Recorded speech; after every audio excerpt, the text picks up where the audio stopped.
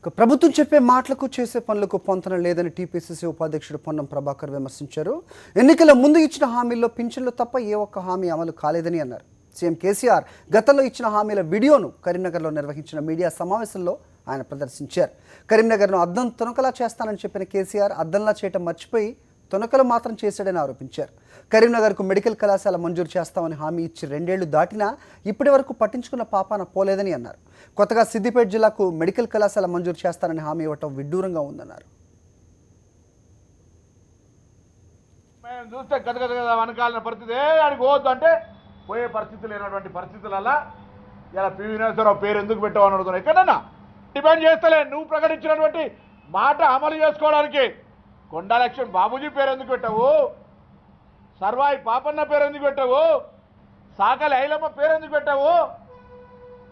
ఇటువంటి పరిస్థితులల్లా మీకు వీళ్ళందరూ కనబడతలేరా అని అడుగుతా ఉన్నాం. తెలంగాణ కోసం పోరాడిన వీళ్ళందరికి సంబంధించినటువంటి చరిత్ర గురించి అనేక సందర్భాల్లో వీళ్ళు పేర్లు వాడుకున్నావే.